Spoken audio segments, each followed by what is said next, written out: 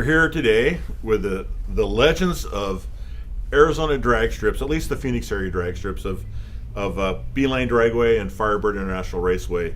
Some guys that we really appreciate the efforts and the passion they have had over the years for drag racing and giving drag racers a safe place to race over the years and let them have fun at the same time. We've got Steve Younghans, Don Gainey, Tom Sands. So if you don't know these guys, I got the pleasure of knowing them back in the days of Beeline Dragway. My good friends, the Gusick family, and my other good friend Bob DeYoung were very close to these people. I got the pleasure of knowing them before I actually ever went down the drag strip on my own. But they got some great times together. Tom is kind of the leader of the group, is the race director, but he put together the A team, and so this is part of the A team. We certainly, there's other members, but a lot of great memories here of drag racing, and of course it starts with Beeline and goes on to Firebird. But how did you guys all get to meet one another? through Beeline. I came into work and was doing tech, and I think I remember, like Tom was saying, what was the guy's name? It was the director, Dave Lindsay. Dave Lindsay. He was the race director at the time, and Steve came on board later, and I remember the good times we did have when Lindsay was there. We'd have races, and he had it fixed up with a little bar off of what was that, McDowell? 74th Street. Yep, they used to give out little free beer to the winners. And so the people that didn't collect their beers, and after the races, guess where we went? To the little beer place on McDowell. Generosity. And used up the free beers that they were a sponsor kind of for the races. And we used to go to those places, and I don't think Tom went to those places with us. I don't remember that. That's good. You didn't want him Boy to. Scout. Yeah. Well, But anyway, that's where I met these two gentlemen, and there's other guys that we probably would like to show our respect to, is Tom and Jim Neely. They aren't here. They helped us a lot, and there's numerous people that used to work with us that aren't around anymore, but we still remember the good times with them and stuff. so it took a lot of people to run a race. Yes. You all had your area of expertise. The people we never saw were the people that ran the clocks, Right. and that was sometimes we're trying to push cars through as quickly as you can, because you can only squeeze time, so you can't compress time, but you have to maximize it. Yeah. They certainly did a great job for as many cars that went down the tracks. The errors were few and far between, and so those are great people. There's the safety crews that made sure that the tracks were safe, and they're definitely the people experienced the starting line crews. They were the last chance to stop somebody from hurting themselves before they went down the track. Yeah. You've had some great crews out. You've worked with some great people over the years. There's no doubt about it. What is your Beeline days? Tell me something about your working together at Beeline that. Let Tom give us some of his memories. Well, I think Don was working there when I first started working there. And like I said earlier, I kind of went around and talked to different people and got to know them, the workers that were there, and got to know their expertise. I remember that you had to have good people, and between Joe Thaden and Steve Younghans down on the ground, things got taken care of, and taken care of well. So it was all about having good people. Beeline, I don't know, just a lot of good memories. It was warm out there. I think I learned that I was sensitive to caffeine, because they would give us free Cokes up in the tower, and so you drink Cokes rather than water. And so we'd get over like at midnight or whatever. We'd get out of there and go home, and I'd go to bed. And my eyes were like this, you know, and I would not sleep the rest of the night. And then I figured out it was the caffeine. So, but I remember long nights, dust storms that would just, oh man, here comes a dust storm, you know, and we knew that Rick Lynch, the promoter, did not want to give any money back. He said, we're going to run this race, you know, and he'd tell people, if you go now, I'm not going to give you your money back unless the sun comes up tomorrow or whatever. He didn't even say that. We're going to finish this race. And so we'd wait around and then find someplace dry and then march cars up and down the track to try and dry it off, and the race did go on. You talk about the noise. I remember Beeline Dragway that as a spectator, as a kid, going out, and I think it's just the sensory of being young and the loudness of it. I remember being home after the race was over, and I could still hear the funny cars or the fuel cars. They played through my head. You know, I believe that's part of the reason why I thought, well, so what if hearing loss or ringing in my ears today was my days of Beeline Dragway. But you guys made it fun. You had some great characters out there. Gary Judy. Well, I always thought of Streaker Dave. Streaker Dave. That was my first one. Anymore. Expand upon Streaker Dave. Go ahead, Don. Oh man, you know you do it better than I did. So this was back in the 70s when streaking was the kind of like, The thing to do. Yeah, and he was just a different character altogether. And Never knew when he was going to show up. no, but He was fun. he was just a different guy. We'll leave it at that. so we had a streaker. Yeah. We had. You look at you guys. Come on, like it's been said earlier, the statute of limitations will run out on this stuff. But that's all you want to go there. So the stuff that was like in your mind today is the streaker. Yeah. The national events, the old AHRA national events. Unlike, it's just to my knowledge that there was definitely a team with the AHRA would come in with the national events, but I think they probably depended more on the local track to staff the events than the NHRA probably did. NHRA had different level people come in. What do you remember about national events that were, you know, craziness or Chaos. I remember at one of the early events, one of the AHRA Winter Nationals, the Tices would come out. Jim Tice and his son, was it Jimmy or whatever his son's name was? They would come out and they were like, you know, just wearing regular clothes, but they were the owners of the event. He was the president of the AHRA. And I remember there was a guy that worked at Super Snap, Dave Kobos. And so we needed people to work out at these national events, especially security. So Dave talked his brother into coming out and working at the national event and working security. So I think he was at the front gate and the pits there where you pull in. So so he's out there, and this car pulls up, and he says, my name's Jim Tice, and Dave Kobos' brother said, I don't care who you are, you're not going to get it unless you buy a ticket. and he was steadfast on that. And Mr. Tice was a little upset, but then when he came in, he complained to Rick, I guess. But you know what happened? It turns out that that David Kobos' brother, Jim Tice, then hired him to work security at other races because he knew that nobody was going to get it unless they got paid. That's a great story. The big head guy comes in. It'll be like the people who aren't aware of that. You know, that was the Wally Parks of the AHRA. I mean, Yes. he was the guy, and nobody gets in for free. That's crazy. Do you remember nights when people got in for free? You discovered people. Yep. That was the days they used to get in the trunks and hide in the trucks and whatever, you know, and yep. I got a story on that. Yes.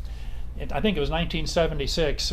In between the AHRA days and the NHRA days, we ran one or two, was it PRA races, which was headed up by Don Garlitz. So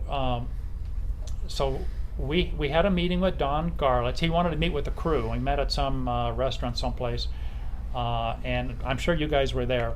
And Don Garlitz was there, and he was talking about how he wanted to see the race run.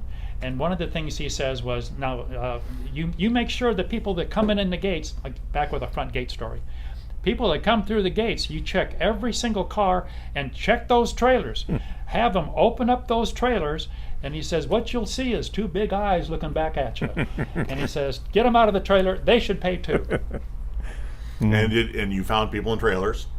Yeah. Well, Well, we didn't, but the We people did, at the yeah. gate Yeah, we did. didn't work down there, but Yeah. Security guys did. Security guys did. Yeah. The people would talk about, coming out, other places through the fences and all that. And I mean, sure, there were a few people that would sneak in there. Being on an Indian reservation, which both Beeline and Firebird were on Indian reservations, you certainly couldn't tell at night, with the number of beer cans left over in the morning and such. And you did your very best to curtail it, but you guys did a good job of managing that, and letting people be people, and and without getting out. I'm sure every once in a while you had some stories about some people that were probably overserved or overserved themselves, and you probably had to take care of it. But for the most part, I would think hopefully that was one of your least concerns. Yeah. What about other special events? Do you remember anything that drove you crazy about, okay, we got this annual race? I know at Firebird in subsequent years they always was Robosaurus, who would have a different type of crowd. What was a different crowd at Beeline? I mean, what was typical of, we're going to do one of these events, and you kind of either liked it more or you were a little bit more leery of it? Anything come to mind? I never really look at. I know once later on when it became more business-like, I guess maybe you want to call it. I'm not sure how you want to call it, but I never really worried about things like that. It just seemed like things fell together. They just went along, and we improvised on some of the stuff that had to be done or something, but it just seemed like everything would always came out to me working okay, and everybody was happy. Well, there's a few times, I guess, there's stuff that happens that a lot of people weren't happy because stuff would drag out for a long time, But I think that's what made our crew work so well together, is we had an idea of what the end result should be, and we all worked together to make it happen. yeah, Made it happen. Made it happen. I asked him this question, Steve, and I see you grin. I know you want to tell a story of some type. Something's in your Oh, mind. I got a couple stories. Well, one at Beeline, there was a crew that came in from Canada, and one of the crew members, unbeknownst to the car owner, had some little wacky tobacco stuffed in the headers of the funny car. The fuel, the nitro, would mask the smell of the fuel for the dogs at the border. Well, they got there late. They had just enough time to roll the car out of the trailer, throw some fuel in the tank, roll it up by the old tower. That's when right after they started doing instead of the roller starter, the Static start. static starter. Spun the motor over, and all these baggies started coming out of the headers. And there stood two officers, an Indian police officer and a sheriff. And I'm standing there looking, I'm going, I'm looking at them, they just sat there and looked around. Car went off and made its pass.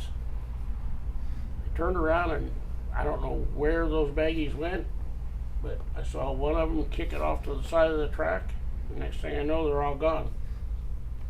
All I can tell you is when I went back to the pits later on, said, did you know that was in there? He was not a happy camper. The driver. The owner and Owner-driver. Owner-driver. But that was just But that was a different time, and different times. Who knows? They might have had some good peace pipe out on the reservation with that stuff. Who knows? but it just magically disappeared. Just Nobody had to clean that magically mess disappeared. up. Nobody said a word. It just disappeared. Wow. The racers were, we had over the years we had some excitement of I seem to remember Gene Snow's cars being stolen from a paint shop here in town, and some interesting stories. But anything else? I mean, let me ask you this. I remember towards the end when Chevrolet came out with the X car, the Citation. Mm-hmm. There was they filmed a commercial out there with the Chitwood family or whatever, and I happened to be out there to see that. I mean, was the track used for? Did you do many commercials out there? Was there like modern day tracks? They way to keep revenue going. They try to find every which way to rent them out. Right. Was the track ever used for private events very often out there at Beeline? Not a Beeline, I don't remember. No, I don't remember either. Not a Beeline, I don't remember it was. There was a TV show filmed out there about Evel Knievel, and they incorporate either a movie or a TV show. It's out there on YouTube someplace if you can find it. But it was Beeline Dragway, and it was about I don't know, some bad guys were going to put some dynamite in the ramps and blow it up just when he took off or something. But in the end, I guess it blows up, but he still makes the jump, and that was prior to my time. Evel Knievel was out there, I think at least twice. Once when I was race director, and then again when a few years prior to that. But there was that one movie made out there. Before my time. Nothing like at Firebird when Charlie had the track there. It was he really managed it well because they did a lot of tire testing with and GM, and all those places would come in and do testing with cars and Goodyear stuff. would test. Yeah, he did a lot of track rental for stuff like that. The thing with the track though is, I remember the Winter Nationals. We were blessed that we were on the swing of people coming, a lot of pro cars coming to and from the NHRA Winter Nationals, and I think we were before the NHRA Winter Nationals. Right. Warm-ups. So we actually saw some cars here that supposedly got their debut in Pomona, but we actually saw them first. And I think one of the things we were entitled to was seeing the pro stock cars over these. I remember the Tijuana Taxi and the unique pro stock cars that we saw them here first. And the racers liked it like Beeline because it was like a warm up for Pomona, but it was serious enough to come out and race to win. Yeah. The unique racers over the years, who stands out in anybody's mind? Like, of course, Garlitz, Bernone, but we had pro stock racers. The Cat in the Hat, Glidden. Jack Roush. Excuse me. He's going to the SEMA Hall of Fame this year. Yeah. And before he was known for his circle track, he was really big into drag racing. Right. What characters do you remember coming out there that you enjoyed seeing? That? Well, I always liked Nicholson was always my favorite. I was always a Ford guy, so Dino Don, and then Glidden when he started getting really involved and everything. I was a Ford guy, so I was always after those because it's always interesting to see the knowledge, the stuff that they were doing at the time for doing their testing and bench testing, flow testing and stuff, techniques that I didn't see the techniques they used, but just imagining what they were doing back then, coming to figure out ways to make the car run faster and stuff. It was a lot of knowledge, and some of them, they didn't have engineering degrees. It's self-taught. Yeah. I remember once, I used to really enjoy just what you're saying, Chris, about going out there and seeing the cars right off, brand new paint and new innovations. And one thing I remember, I used to like to go look at Grumpy Jenkins' cars because he was quite an innovator. And for an engineering student, I'd look over his engine, and you could just walk up in those days, had the hood open, and I remember out there one time, early 70s or whatever, and he had his headers wrapped one year with some sort of a wrapping. And I didn't know whether it was to help dissipate heat or to keep the heat in it, or maybe not, probably maybe keep the heat underneath the hood lower. I don't know. But it was things like that was special to go out and see these cars, like you say, brand new, some of them still putting parts on them, and come out and race at Beeline in January. the early day with at Beeline, every once in a while you see notable racers like Charlie Allen out there, and when you guys went on to work for Charlie Allen. I remember being, I was always fascinated by the pro stock guys back then, and Dandy Dick Landy, and pushing us there, help pushing this car on the scales, and I was so help us push this on. So sure, I got up there and pushed it on, and I'm looking at the car, and I realized where I was, and they go, "Kid, get off the scales! We're trying to weigh the car." There were great memories. I mean, I think I know that that track was very, very close. I mean, everything was close together, and you didn't have to go far. You got to see. I think you got to see the cars better there than even when you moved on to Firebird. I think there was, of course, trailers changed and people started putting ropes up around. But as a young guy going out to Beeline, it was definitely Mickey Thompson, and on these unique, funny cars we saw him here first. We certainly had the John Force days when John Force was the oiler, and in his early days, and just getting started, and then definitely transitioned to. We saw him at Firebird go on to really become a superstar in front of our very eyes. But racers that we lost a few racers over the years there. Unfortunate accidents, that's part of the risk of drag racing. But for the most part, pretty safe track to race at. Different track, when went to Firebird, all of a sudden we had these things along each side of the track that there were concrete things where Beeline was wide open spaces. There wasn't a guardrail. What was the difference? We called them bumpers. Bumpers. Bumper cars. The bumper cars, slat car track. The days of running Beeline without, did any drag strips didn't have guardrails, but when they started going up, Rick still pushed away from doing so.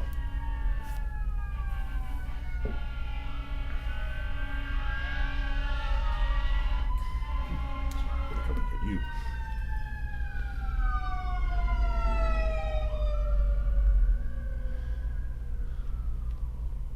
So back in the Beeline days, compared to Firebird, Beeline didn't have guardrails.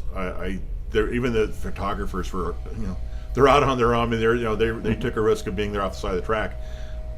Track started getting guardrails, but Rick didn't do it at Beeline. Was there a reason that I think?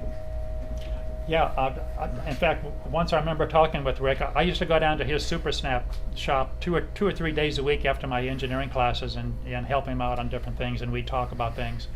And I asked him one time, how about putting guardrails up? I mean, Orange County's got guardrails. How about? And he said, I'll never do that. And I guess that he said I witnessed an accident where they had the Armco guardrails like Orange County, where a guy in a dragster lost a leg because it got caught on the guardrail, and he said it was like a razor blade. It just took his leg off. And he says as long as I have this track, if somebody gets out of control, they can just get off into the dirt, straighten things out. And then we had guardrails back by the grandstands, but just there was that cushion area of just dirt where people could pull off, and it wasn't grass, because Rick said grass is slippery, but he wanted dirt. We always thought it because grass had to be watered. He didn't want to spend the money. Well, there's probably some of that too. Interesting about that thing about that track, but when it came along, Rick was the site. Was Rick really the first big promoter the track had that did a lot with it, or who were the previous promoters that you? Well, it was Jim Rogers. Jim Rogers. Yeah, it was Jim Rogers that he's amazing to talk to about getting the thing going, and he was the first race director, and then he developed that. But the innovation started with him. The track. So with that track, it's Phoenix had a number of tracks over the years. Of course, the longest running track would have been. For a lot of years, was Speed World or Phoenix Dragway. Was there much of a rivalry you guys had with? And I remember Bob DeYoung, who worked for you guys. I first met him running the scales at Phoenix Dragway. Were there many people overlap, or did you guys kind of have a esprit de corps that those are those guys and you guys are? No, we never had any. Roof, and- never had any. They were on the other side. They of run the the, world. yeah, they were on that side of town. We never All never day had long. any problems or anything.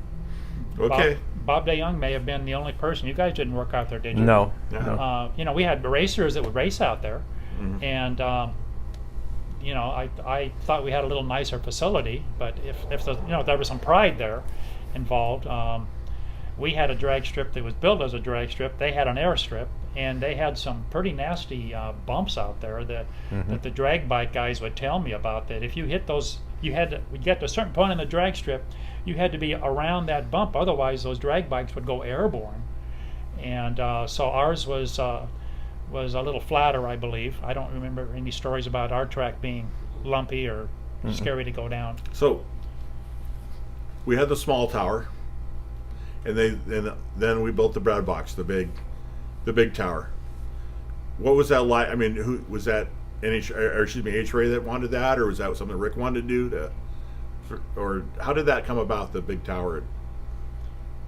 Well, so Jim Rogers started the facility, and then I believe he sold it, whatever, you know, sold the lease or whatever to another promoter, and then that promoter ran it for a few years, and I'm repeating what I heard from Jim Rogers, and then that promoter had some financial trouble, so then Jim came back and took it over again at about 71 or 72, and that's when he brought Rick Lynch in to run it, because Jim was back in Kansas City running a drag strip back there, so that's about the time when the new tower was built. And I think when Jim Rogers took it over, between I'm not sure who funded it, between AHRA and Jim Rogers, but they built a very nice tower. Well, I remember it was very nice. It was like the privilege to get up there, if you could sneak up there. You know, Yeah. sometimes I got up there legally, and sometimes I was up there because I was a good salesperson. I convinced somebody. The guy wasn't working the gate; they was working the tower gate, so I was able to get in it. But it was a nice thing. It definitely made the track grow up, and it was pictures over the years we could see when the track before the tower was there. Then once that tower, it was distinctive, and it was. You saw the picture of the tower, you knew it was pictures of Beeline. The track moved along. You had a lot of great events out there. That was the place to be. Phoenix was a lot smaller town back then, but the crowds out there, bleachers were smaller, but it was packed. Yeah. It was always, you want to get out there early, you want to stake out your area. Everything was about getting a good pit spot close to the fence so you could see the cars down the track. Then you started running the Saturday night or the Friday night, the midnight drags, and that brought a whole new group of people out there. I remember being on Central Avenue when it came time for that to start up. Central would our crews would almost empty out. So I mean, who was responsible? He said we need to start doing this. So how did that come about? I have no idea on I have that. no idea on that one either. Were you guys out there? The only one of the stories that I remember from the midnight drags that was an interesting one was there would be some weird vehicles come out there at midnight that people would drag. They were not normal drag racers. They were just guys that threw some stuff together or had something sitting out in their backyard, and they put a new battery in it and they drug it out to the midnight drags. That's a whole different crowd. And one night somebody came out there with a Volkswagen that had crammed a Hemi engine in it, and he wanted to run it. And were you guys out there then at all? Did you hear this story? I don't remember that Okay, one. well, I forget who was, I don't know who was doing tech out there that night, maybe my brother. But they looked over that thing and they just said, no, you are not going to run this thing down this racetrack. Well- Short wheelbase, way too much horsepower. That was crazy. So you actually probably helped the guy not hurt himself, right? Well, I wasn't out there. No, but the track did. Yeah, I do remember the street racers. So they would actually go out for the midnight drags. We had some of the notorious guys like Scotty Hall and some of the other guys that were known for being the big street racers that went out there. But the thing they really didn't like was that they had, they weren't turning the clocks off back then. People they announced an ET or even before we actually had scoreboards, and Right. they went out there. But the thing they didn't like about it was people actually saw that their car was actually about a 12-second car, not a 9-second car like they would thought. You know, Uh-huh. not Scott Hall, but Yeah. but there were some other people that really they went out and they kind of came back. But it was definitely Yeah. a lot of fun being out there, and I think that was a big jump in growth in for the drag strip. Yeah. But it came right towards the end of the drag strip when it closed down. Then also they, at some point there, I don't remember exactly when it was, when they started the mud bogs. They dug the big pit. Yeah. You'd see these people come out there with a car, they drive right off the street, Jeeps and stuff, and into that stuff, and I mean, it was, they weren't making it to the other end, and then they'd have to be drug out there, and you could hear all the mud and stuff just grinding in the wheels and stuff when they're dragging it out, and they thought, oh my God, it's going to take them days to clean this thing up, Get it you to know, go- yeah. Spent hours. hours. Yeah, I remember that mud bog. You know, I said earlier that Yeah. I had to try to fill it in one time, and I even got stuck in the mud bog. So it was a. Did you try to with some motorcycle like Motocross. motocross? Oh, Yeah, yeah. Did you guys any of you work those events at all, or was that a different crew? That was different. Different people. Yeah. I think Rick had subleased that out to a gentleman. I forget his name, but he ran the motocross track out there and did quite well. It's very popular, and you have people that approach you from time to time. Hey, were you involved in that? And no, that was a sublease. Good use of the land and keep it. That's Mhm. great. Yeah. Hmm. When did you know that Beeline was going to close? You know, I don't remember myself. All I remember, it closed, and I don't remember hearing too much about it. I don't remember either. Just, It was kind of like a TV show canceled in the off season that before they could do their final year. Did you have a chance to have any remorse with one another? Did you guys? No, stay close? there's just a lot of things now, and I look back on, and I was one of the lucky guys that got a lot of the souvenirs from there. I got a few. Like Steve did, but I look back on it now, and there's just stuff happened so fast. I guess you weren't thinking. I guess. You had to be quick if you wanted a Yeah. souvenir. Yeah. Well, So Rick Lynch was sick. He was fighting cancer, and he was always thinking that he was going to beat it. And I didn't have much involvement out there, but I talked with him occasionally. And when I would talk with him on the phone, he had lung cancer from smoking. And when I was talking with him, I could hear this distinct wheeze. I knew he was dragging on a cigarette. Even as sick as he was still smoking those cigarettes. And his daughter tells a story that he kept, he knew the lease was going to run out, but he kept thinking he was going to get better. And he would get worse, then a little better, and then get worse. And finally it just got him. And then at some point in there, the lease ran out. And then that was it. Why do you believe the tribe didn't was the Salt River Pima tribe the community? Why did you believe that the community didn't? Why did the track not reopen? Or Well, my understanding was that they never found a promoter that they wanted to do business with. But they were very happy with Beeline. Beeline Dragway was the community's first commercial enterprise. And Jim Rogers is very proud of that and tells a great story about how he made the pitch to them about they have some property out there. It's a great place and he was going to pay them. So there's a gas station, at McDowell Road and the Beeline Highway that it had like a little Quick Mart or something in there, and the walls are covered with Beeline stories. The windows got murals in the windows. And what? The murals in the windows. Yeah. And I'm told that if you go to the headquarters of the Salt River Pima Indians on the reservation there, they have one floor. I think on the third floor of their commercial development area, they have posters of Beeline in there. They're so proud of that track that it worked.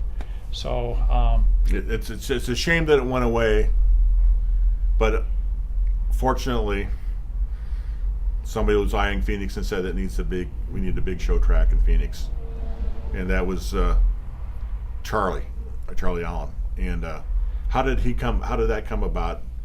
That Charlie got to be the guy? You were brought in later, but he had already arranged with the Gila River tribe community for the track, and then His first choice was that trotting track that was out there on the west side on I-10. He was looking at that first, and then he came down and saw the lake. He thought, That's even better yet. So he was going to do something. He's going to do something here. And my understanding was that who was it, Buddy Murphy. Buddy Murphy had the lease, and Buddy Murphy was going to. He did put in a circle track, 3/8 mile clay oval, next to the lake, and he had the original lease with the tribe. Now this is my understanding, and this may or may not be true, but then Charlie then worked a deal with him and brought money in to them and figured out how to put a drag strip in the middle there. And the drag strip succeeded where the circle track wasn't very long lived out there. Right. It was a nice track. I did do. And it was over there, kind of where Bondurant was, or Radford. Yeah, it was over there. Yeah, it didn't last long for some reason. It's actually where Camp Firebird was. The Down in the pit. down the pit. So you transitioned on to they got the team back together. You know, Tom gets a call and says, "Hey, we need some people that can really know what they're doing, and you know, you got a team." Tom starts calling you guys out. You got the phone call, and you're excited. You're gonna have another track here. Your first, you know, as a collective, again, we've talked about what it was like the first night, but as a team, it had to be a good feeling to know that even though it was a new venue for you, you knew the guy on the other end of the radio. You know things were covered. Tell me about what you remember about the night, though, as far as, you know, things happening or. Well, back in tech, you don't get to see a lot. Yeah. We had a lot of guys. You hear a lot going down the track, but you don't see a lot. So we had a lot of people, you know, and I can't recollect who all was there, you know, doing the tech, but I know myself and Bob DeYoung, and I don't remember who else. We were pretty busy. You, Bob DeYoung, myself, Tom Neely, Okay. And I think that's about it. we pushed them through there. We got them through, and you know, once you get them through tech, then we kind of sit back and we kind of relax in and just follow up anything, see if anything happens or anybody needs any help. So that's what we did. Then you moved on if you needed it. If they needed any help with anything, you know. So one of the guys who I really wish was still here today was a really good friend of mine, Bob DeYoung. Right. Tell me about what your memories of Bob was. Great guy. Bob was one of the best guys. Bob was an easygoing guy also, real easygoing, and Knowledgeable. yes, and he could be counted on for anything, and you just can't replace people like that. It's one of a kind. He had his own way of doing things, Yes, yeah, but it was usually well organized and thought out. yeah. Oh yeah. Well, and he was a racer too. He brought out that El Camino was amazing. How he The El Camino. he and Joe Faulkner Yeah. put that in El Camino with what I'm guessing a big block Chevy, and you know, who knew that without any weight over they must have had a lot of weight over those rear wheels Well, somehow. word has it that the tailgate was filled with concrete. Okay, You there you always go. want to make sure it There didn't you want to go. open up. That's why the tailgate was always down. It was Yeah. because if it would have slammed down, it would have come off the car and onto the Yeah. track. Yeah. But then a few years after that, he brought out this Barracuda that was an absolute beautiful Pro Stocker, wasn't it? No, it was a No. Super Stock A automatic. Super stock. Super Stock A. Okay. Yep. Yeah, just a beautiful car and ran well. Yep. So so he was a racer too. Yep. A good guy. Other people that we had there over the years, we had Gary. Let's talk about Gary Judy a little bit. About your memory of Gary. Well, Gary had been quite the drag bike racer before he went to Vietnam, and was hanging out with Norris Bruce and Travis Toomey and the Henderson brothers, and just really, really enjoyed drag racing with the bikes. Went off to Vietnam. Unfortunately, he stepped on a mine, and a mine went off, and his legs had to be amputated. So he was spent the rest of his life in a wheelchair, but he could get around pretty good on that wheelchair, and so he still came out to the races, still helped the bike guys. And then I guess we needed some help down there or whatever on the starting line, and so he would come down there, and he was kind of doing some staging steward stuff, and it made me nervous to look at him down there and thinking, oh, he shouldn't Almost be got down clipped there. a couple times. Pardon me? Probably almost got clipped by a car a couple times. Well, who wants to tell the story? Were you there, Steve, when that happened? Which time? Well, when he almost got backed over. Yeah. He was trying to get the one car to come backwards because the one guy went out before he was supposed to, and he was trying to bring him back. Another guy was coming out the other way, and he turned to tell him to go out, and this guy started coming right back. And I don't remember who it was that grabbed him, pushed him out of the way, but he come real close to getting run over. But he took the armrest off that wheelchair, and he was gonna beat the living dickens out of that guy. If he'd have got out of the car, he'd have beat him with that armrest. I would say that man was more capable than most people with legs. Yeah. Exactly. I remember if you're wrestling with him, He was strong. he got a hold of you. He wasn't gonna let go of you. Strong Yeah. as an You know, ox. he was a great guy. He played for on the Phoenix Suns wheelchair basketball team. basketball. He was full of life and full happiness. We had him out there, and which you know, I know that raised some, you know, NHRA had some issues. They're worried about him, but for the most part, he did a great. You know, he was out of the way. He knew where he was at. He knew the risk he was getting into. Yeah. A good story with Gary Judy was with the drag bikes. Good friend of mine, Rusty Hancock, he'd run a drag bike. He'd race with Norris and all those guys. We went to California to the drag bike nationals over there. And we wanted to go putt-putt golf. Well, Gary's in a wheelchair. What are we going to do? Norris says, well, we'll get him around. So wherever we had to go down the stairs or upstairs or wherever, I'd grab one arm, Norris would grab the other arm, Rusty grabbed the wheelchair. We'd walk up the stairs, sit him back in his chair, and people just thought that was the greatest thing in sliced bread. They were taking pictures of us carrying Gary up the stairs and sitting back in his wheelchair. But we had a ball out there that night. But Gary did not let that disability slow him down one bit. No, he didn't. He was a good guy. I think we all learned a lot from him. You know, so people could have felt sorry for themselves. Perseverance. It's perseverance. Well, and when you think about, you know, after he lost his legs in some hospital in some jungle, he probably wasn't sure about the rest of his life. But he loved drag racing, and you know, thanks to all the stories and people that helped him, Norris Bruce and others, drag racing was his life, and I think he was very happy. He built twin motor drag racing bikes with a guy named Kurt Wessel, who also went to Coronado High School, and he helped build some pretty powerful motorbikes back in the day.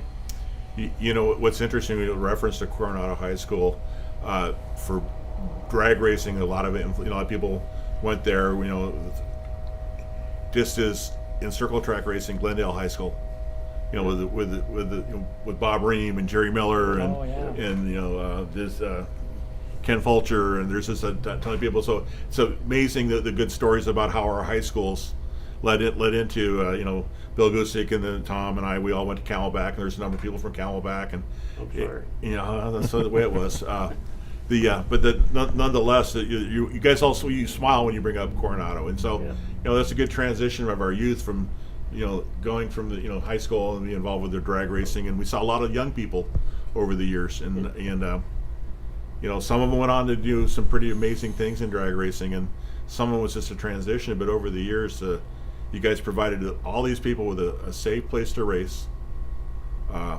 You watched over them. Whether I have a good friend that says, "God must love the dumb ones because He made so many of us." Okay, and people's passion for speed sometimes makes them overlook the common sense stuff, and you were there to help them not to hurt themselves and to give them a safe place to race, and hopefully in a sport that, you know, we know there's probably more cars in Arizona than ever, but we're running out of places to race, and we're working hard to try to develop that. Certainly, what you guys did to keep it alive, to transition, you know, and the people you've trained, you know, you've taught a lot of people along the way as well, and influenced a lot of people. You know, you were altruistic in many ways, because none of you could have made a living off the jobs that you did. You couldn't raise families, you couldn't do what you did, but you know, altruistic service, and you know, and I think everybody appreciates what you did and the teams that you put together. And together, you're a bunch of legends. And it's been wonderful to talk to you guys today, having you together here. Certain many more people that we wish that could be with us. Some of them passed, and some of them were just not able to be here. But you're a good representative for the group of guys you work with, and thank you for being our Arizona drag racing legends. Thanks for Thank you. having Thank you us. for having us.